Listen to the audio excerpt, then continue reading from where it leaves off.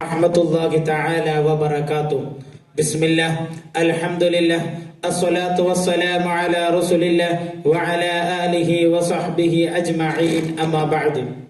ബഹുമാനം നിറഞ്ഞ ഉസ്താദുമാർ, പ്രിയം നിറഞ്ഞ മുതഅല്ലിം സുഹൃത്തുക്കളെ, മുതഅല്ലിമീങ്ങളെ, വിധികർത്താക്കളെ, സർഗവസന്തം പെയ്തിറങ്ങുന്ന ഈ ഇബ്തിഹാജിന്റെ വേദിയിൽ ഞങ്ങൾ നിങ്ങൾക്ക് മുന്നിൽ ഒരു കൊച്ചു കഥാപ്രസംഗം അവതരിപ്പിക്കുകയാണ്. ഞങ്ങൾ അവതരിപ്പിക്കുന്ന കഥയുടെ പേര് തൂക്കുമരത്തിൻ മുന്നിലെ ധർമ്മനായകൻ. റഹ്മാനിൽ സ്തുതിയിന്ന് റഹ്മത്ത് തേടുന്ന് കനവിന്റെ കഥയിന്ന് പറയാൻ തുനിയുന്ന മുത്തുനബിയാരിൽ നൽസലാമോതുന്ന ആലം സാഹബോരിൽ പിന്നെ ആരോടുന്നു അധിപതി അഹദോനെ അനുഗ്രഹം ചൊരിയേണേ അധിപതി അഹദോനെ അനുഗ്രഹം ചൊരിയേണേ. ബനു ഇസ്രായേലിലെ മുക്കൗക്കിസ് ഗ്രാമം. ആ ഗ്രാമത്തില് ഒരു ധനാഢ്യനായ ഒരു മനുഷ്യനുണ്ട്. ആ മനുഷ്യന്റെ വീട്ടിൽ എന്നും ഒരുപാട് ജനങ്ങൾ ഉണ്ടാകും. പാവപ്പെട്ട ജനങ്ങൾ സഹായത്തിന് വേണ്ടി കടന്നു വരുന്നത് ഈ മനുഷ്യന്റെ വീട്ടിലേക്കാണ്. അദ്ദേഹത്തിന്റെ പേര് മുഖൗഖിസ് ബിൻ അബ്ദില്ലാഹ്. അതെ, ആ മനുഷ്യൻ പാവപ്പെട്ടവർക്ക് ഒരുപാട് സഹായിച്ചു കൊണ്ടിരുന്നു.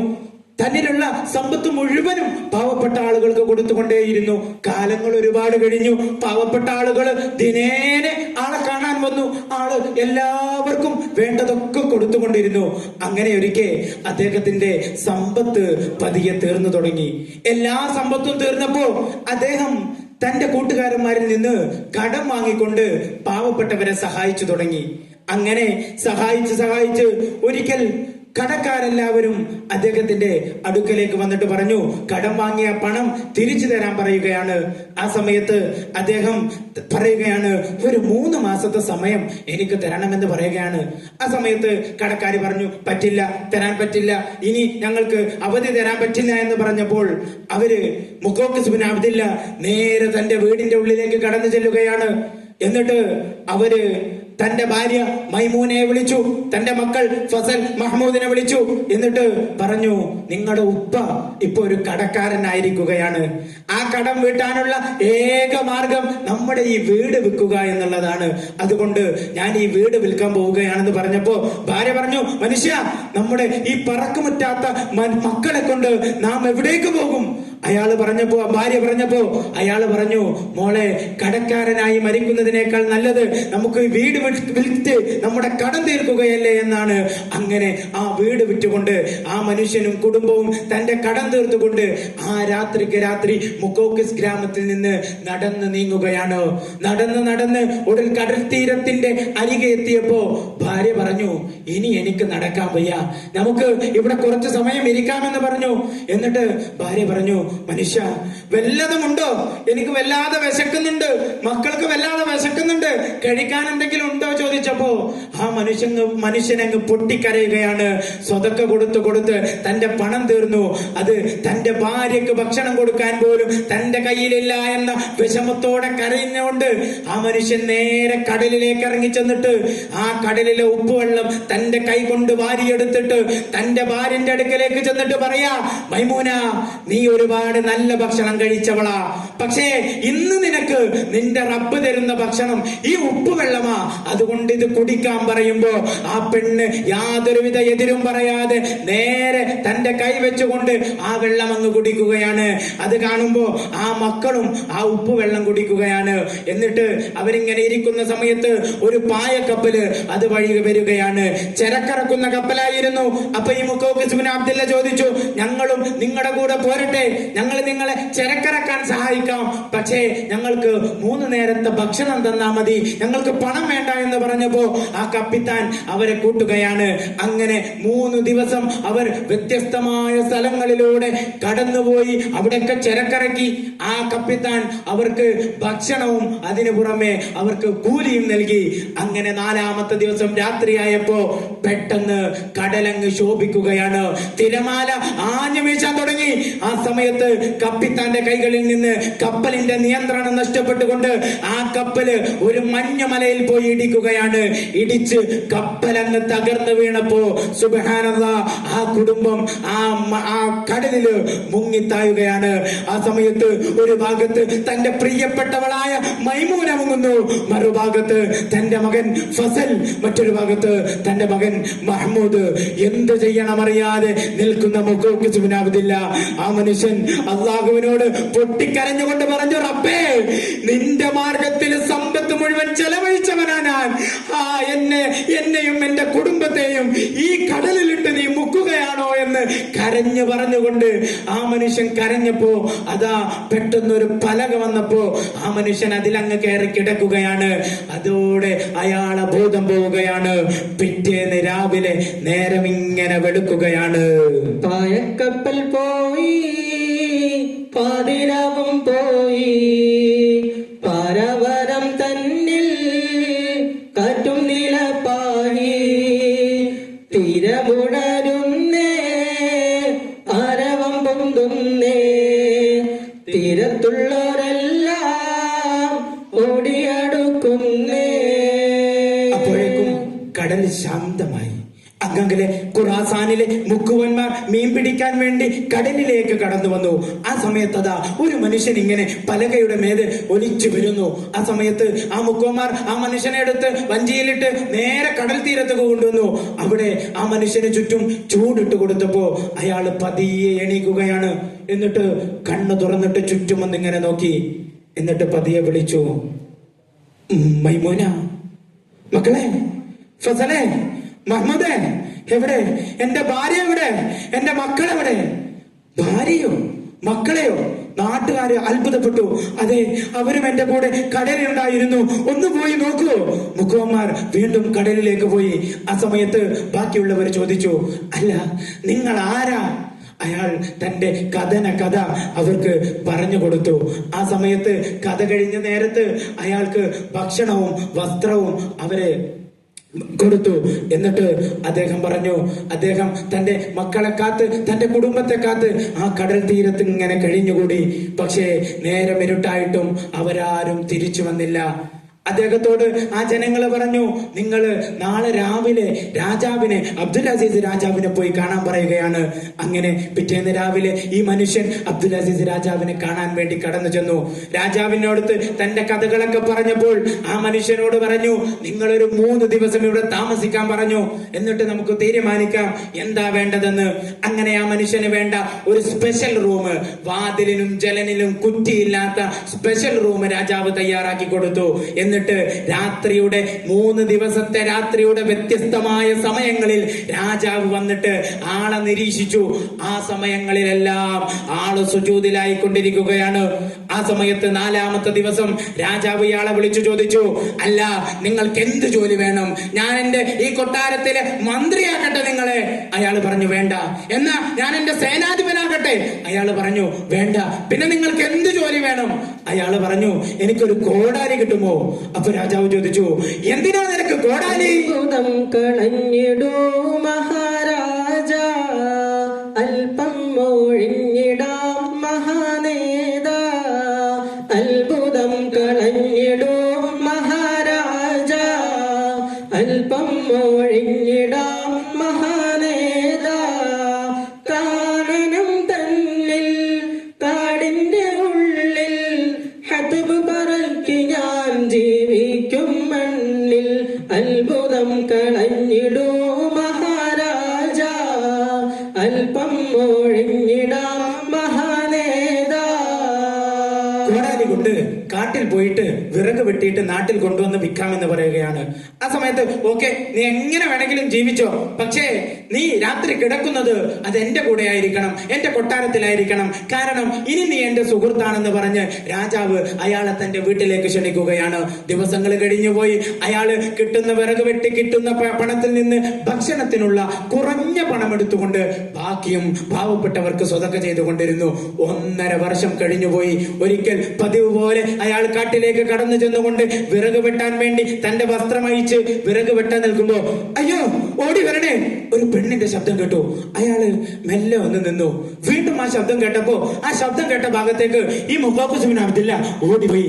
അവിടെ അതാ ഒരു പെണ്ണിന്റെ മുഖത്തിലൂടെ ഒരു മുഖമൂടിയിട്ടുകൊണ്ട് ഒരു പുരുഷൻ ആ പെണ്ണിനെ ബലാത്സംഗത്തിന് ശ്രമിക്കുന്നു. ഈ മുഖോഖുസ് ബിൻ അബ്ദില്ലയെ കണ്ട ആ ചെറുപ്പക്കാരൻ അയാൾ ഓടി മാറി.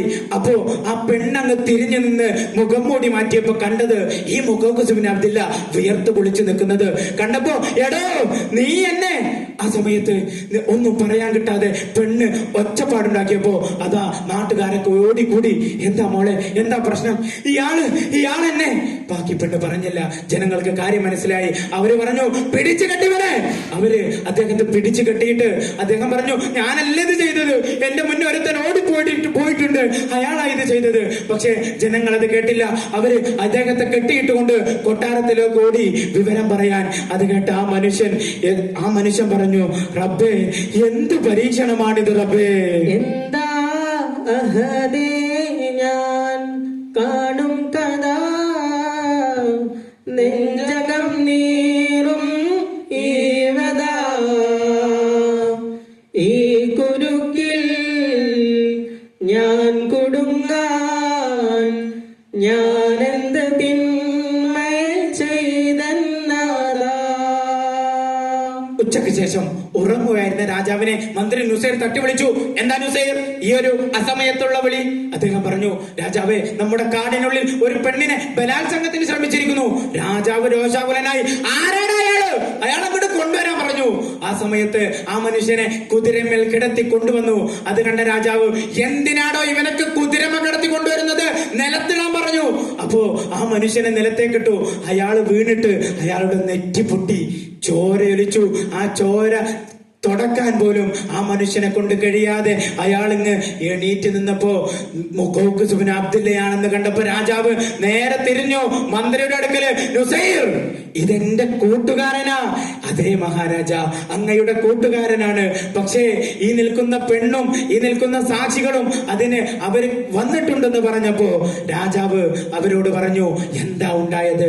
പെണ്ണ് പറയാൻ തുടങ്ങി. രാജാവേ, കാട്ടിലേക്ക് പോയി വിറക് ശേഖരിക്കാൻ വേണ്ടി പോയതാ. ആ സമയത്ത് എന്റെ മുഖത്തിലൂടെ മുഖമൂടിയിട്ടുകൊണ്ട് എന്നെ ബലാത്സംഗത്തിന് ശ്രമിച്ചു. ഞാൻ മൽപ്പിടുത്തം കഴിഞ്ഞ് ഞാൻ തിരിഞ്ഞു നോക്കിയപ്പോ ഇവൻ വയർത്ത് കുളിച്ച് നിൽക്കുന്നതാ കണ്ടത് രാജാവേ.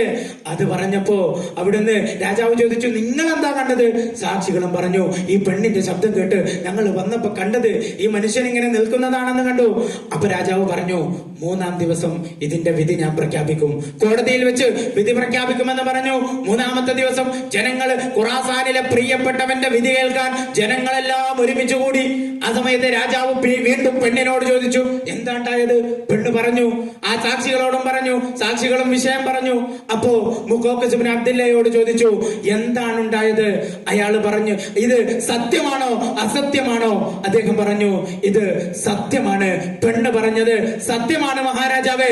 മുഖോഖുസ്, നിങ്ങൾ ഇത് പറയുമെന്ന് ഇവരാര് പറഞ്ഞാലും നിങ്ങൾ ഇത് പറയുമെന്ന് ഞാൻ വിശ്വസിച്ചിരുന്നില്ല മുഖോഖുസ് എന്ന് പറഞ്ഞപ്പോ ആ മുഖോഖുസ് ബിൻ അബ്ദില്ല പറഞ്ഞു രാജാവേ, പെണ്ണ് മുഖം മാറ്റി നോക്കിയപ്പോ കണ്ടതന്നെയാണ്. പക്ഷേ എനിക്ക് മുന്നേ വേറൊരാൾ അവിടെ ഓടിപ്പോയിട്ടുണ്ട്, അയാളെ പിടിക്കാൻ എന്നെ കൊണ്ട് സാധിച്ചില്ല എന്ന് പറയുകയാണ്.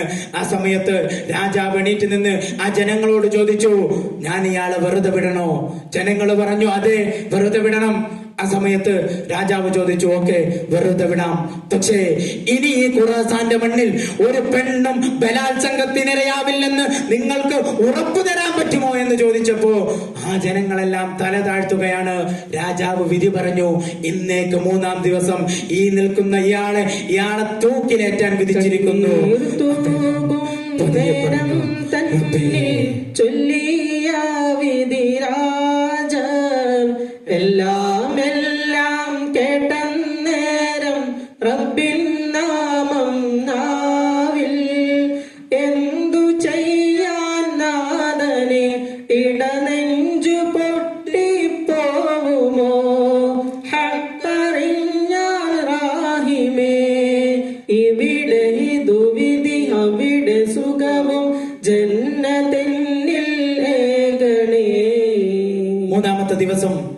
ജനങ്ങളെല്ലാം ഒരുമിച്ച് കൂടി തന്റെ പ്രിയപ്പെട്ട മുക്കൗഖിസ് ബിൻ അബ്ദുല്ലയെ അവസാനമായി ഒന്ന് കാണാൻ.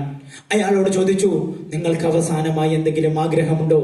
അദ്ദേഹം പറഞ്ഞു, അതെ, എനിക്ക് 2 റക്അത്ത് നിസ്കരിക്കണം. അദ്ദേഹം നിസ്കാരം കഴിഞ്ഞിട്ട് തന്റെ കൈകൾ ആകാശത്തേക്ക് ഉയർത്തിയിട്ട് അള്ളാഹുവിനോട് പറഞ്ഞു, റബ്ബേ, മരിക്കുന്നതിന് എനിക്ക് പ്രശ്നമില്ല, ഇത് നീ തന്ന ജീവനാണ്. പക്ഷേ ഞാനെങ്ങാനും ഇവിടെ മരണപ്പെട്ടു കഴിഞ്ഞാൽ ഞാനാണ് കുറ്റക്കാരനെന്ന് ഖിയാമത്ത് നാൾ വരെയുള്ള ജനങ്ങൾ അത് വിശ്വസിച്ചു പോകില്ല റബ്ബേ. അതുകൊണ്ട് ഞാൻ മരിച്ചതിനു ശേഷമെങ്കിലും ഞാൻ നിരപരാധിയാണെന്ന് നീ തെളിയിക്കണേ എന്ന് അവിടുന്ന് അദ്ദേഹം ദുആ ചെയ്തുകൊണ്ട് നേരെ നടന്ന് നീങ്ങി ജനങ്ങളുടെ ഇടയിലേക്ക്. എന്നിട്ട് ജനങ്ങളോട് പറഞ്ഞു, നിങ്ങൾ ഈ മുഖൗഖിസ് ബിൻ അബ്ദുല്ലക്ക് മരണവേദന കുറയാൻ വേണ്ടി ഒന്ന് ദുആ ചെയ്യണമെന്ന് പറഞ്ഞു. എന്നിട്ട് തൂക്കുമരത്തിലേക്ക് നടന്നു നീങ്ങി ആ മഹാമനീഷി അവിടെ അദ്ദേഹത്തിന്റെ കഴുത്തിലൂടെ ആ തൂക്ക് കയറിട്ടു. രാജാവ് എണീറ്റ് നിന്നു. എന്നിട്ട് രാജാവ് പറഞ്ഞു, ഈ നിൽക്കുന്ന മുഖൗഖിസ് ബിൻ അബ്ദുല്ലയെ തൂക്കിക്കൊല്ലാൻ രാജാവിന് പറയാൻ കഴിയുന്നില്ല. അപ്പോഴേക്ക് ജനങ്ങൾ ശബ്ദമുണ്ടാക്കാൻ തുടങ്ങി. അസ്സലാമു അലൈക യാ മുഖൗഖിസ് ബിൻ അബ്ദുല്ലാ. മുഖൗഖിസ് പതിയെ സലാം മടക്കി. വഅലൈക്കും സലാം യാ അഹ്ല ഖുറാസാൻ.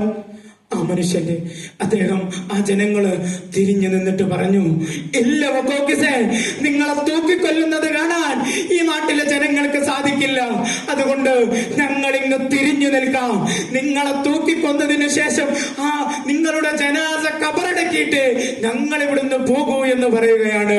രാജാവ് വീണ്ടും എണീറ്റ് നിന്നിട്ട് രാജാവ് പറഞ്ഞു, ഈ നിൽക്കുന്ന മുഖൗഖിസ് ബിൻ അബ്ദുല്ലയെ അരുത് രാജാവേ, കൊല്ലരുത് രാജാവേ, അയാളെ തൂക്കിലേറ്റരുത് രാജാവേ എന്നും പറഞ്ഞ് ഒരു ചെറുപ്പക്കാരൻ ഇങ്ങ് ഓടി വരികയാണ്. രാജാവേ, ഞാനാണ് ആ ബലാത്സംഗത്തിന് ശ്രമിച്ചതെന്ന് പറഞ്ഞപ്പോ രാജാവ് അയാളെ മുഖത്തേക്ക് ഒരൊറ്റ അടി കൊടുക്കുകയാണ്. അപ്പോ ആ മനുഷ്യൻ പറഞ്ഞു, ഈ അടി നിങ്ങൾ എന്നെ അടിക്കുന്നതിന് മുമ്പ് ഇവർ 2 പേരെ അടിക്കണമെന്ന് പറഞ്ഞ് ചൂണ്ടിക്കാട്ടുമ്പോ രാജാവ് തിരിഞ്ഞു നോക്കിയപ്പോ കാണുന്നത് തന്റെ മന്ത്രിയും സേനാധിപനുമാണ്. അദ്ദേഹം പറഞ്ഞു, എടോ, അതെന്റെ മന്ത്രിയും സേനാധിപനുമാണ്. അതെ, നിങ്ങളുടെ മന്ത്രിയും സേനാധിപനുമാണ് എന്നെ ഇതിന് പ്രേരിപ്പിച്ചത്.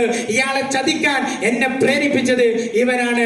എന്റെ വയസ്സായ ഉമ്മയെ നോക്കാൻ എന്റെ കയ്യിൽ പണമില്ല. ആ പണം തന്നുകൊണ്ട് ഈ നിൽക്കുന്ന വേശ്യയായ പെണ്ണിനെ കാട്ടിക്കൊണ്ട് എന്നെ പ്രേരിപ്പിച്ചത് ഇവരാണെന്ന് പറഞ്ഞു കൊടുത്തപ്പോ ഞാൻ ഇപ്പൊ ഇത് വന്ന് പറയാൻ കാരണം, ഇന്നലെ എന്റെ ഉമ്മ മരണപ്പെട്ടു പോയി. ഇന്നലെ എന്റെ ഉമ്മ മരിക്കുന്നതിന് മുമ്പ് എന്നോട് പറഞ്ഞു, മോനെ, നീ അല്ലാഹുവിന് നിരക്കാത്തത് എന്തെങ്കിലും ചെയ്തിട്ടുണ്ടോ എന്ന് ചോദിച്ചപ്പോ ഞാൻ ഈ സത്യങ്ങൾ പറഞ്ഞു പോയി.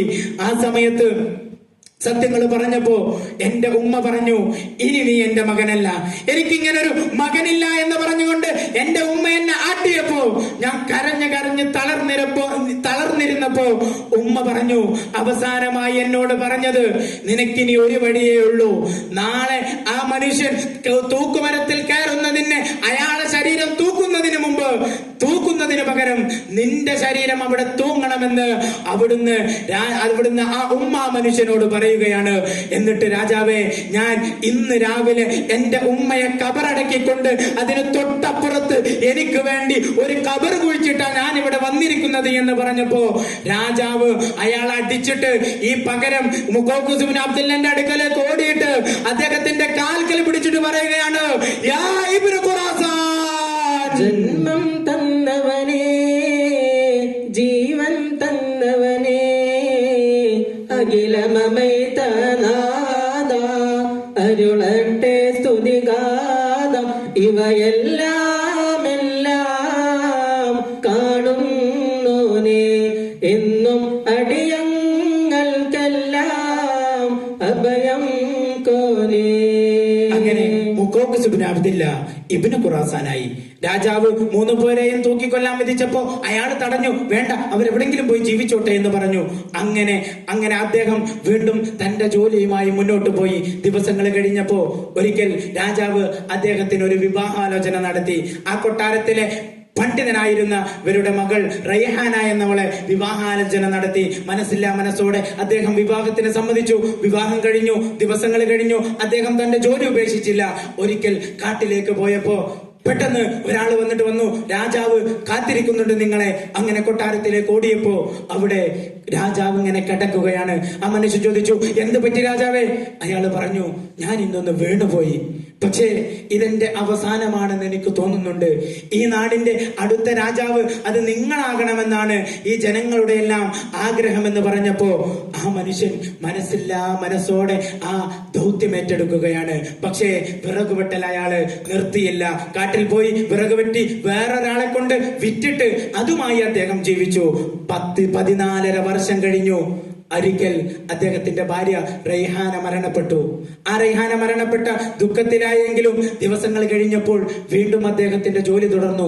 ഒരിക്കൽ ആ നാട്ടിലെ പുഴയിലൂടെ ഒരു ദരിദ്രനായ ഭർത്താവും ഭാര്യയും തന്റെ രാജാവിന്റെ കൊട്ടാരത്തിലേക്ക് കടന്നു വന്നു. ഭാര്യയെ ആ തോണിയിലിരുത്തി അദ്ദേഹം കൊട്ടാരത്തിലേക്ക് കടന്നു വന്നു. രാജാവിനോട് തന്റെ വിഷമങ്ങൾ പറഞ്ഞപ്പോ രാജാവ് അദ്ദേഹത്തോട് പറഞ്ഞു, നിങ്ങളൊരു 3 ദിവസം ഇവിടെ താമസിക്കാൻ പറഞ്ഞപ്പോ ആ മനുഷ്യൻ പറഞ്ഞു, പറ്റില്ല, എന്റെ ഭാര്യയുണ്ട്, എന്നാ ഭാര്യയെ കൊണ്ടുവരാൻ പറഞ്ഞു. ആ മനുഷ്യൻ പറഞ്ഞു, പറ്റില്ല, നടക്കാൻ ബുദ്ധിമുട്ടുണ്ട് എന്ന് പറഞ്ഞു.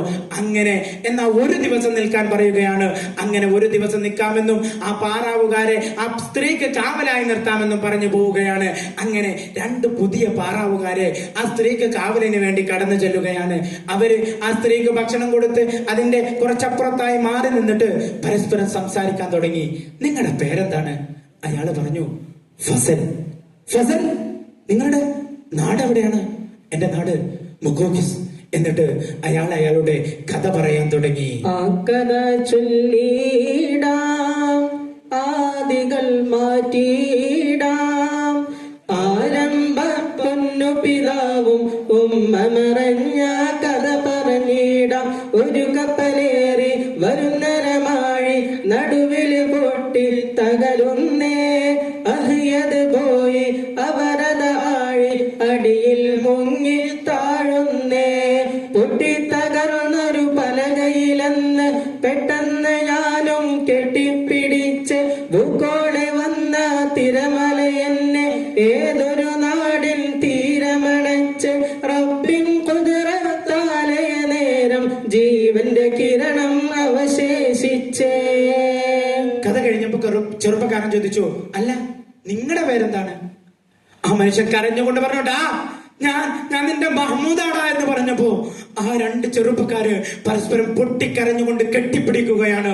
എന്നിട്ട് അവര് ചോദിച്ചു, അല്ല നമ്മുടെ ഉമ്മയും ഉപ്പയും ഇതേപോലെ എവിടെങ്കിലും ജീവിച്ചിരിപ്പുണ്ടാകുമോ എന്ന് ചോദിച്ചു. പിറ്റേന്ന് നേരം വെളുത്തു. ആ മനുഷ്യൻ, കൊട്ടാരത്തിൽ താമസിച്ച മനുഷ്യൻ തിരിച്ചു വന്ന് രാജാവിനെ പറ്റി ഒരുപാട് ഇങ്ങനെ സംസാരിച്ചപ്പോ ഈ പെണ്ണൊന്നും മിണ്ടുന്നില്ല. ഈ പെണ്ണിനെ താടിയെല്ലാം പിടിച്ച് പൊക്കി നോക്കിയപ്പോ പെണ്ണിങ്ങനെ കരഞ്ഞ് മുഖം ചീർത്തിട്ടുണ്ട്.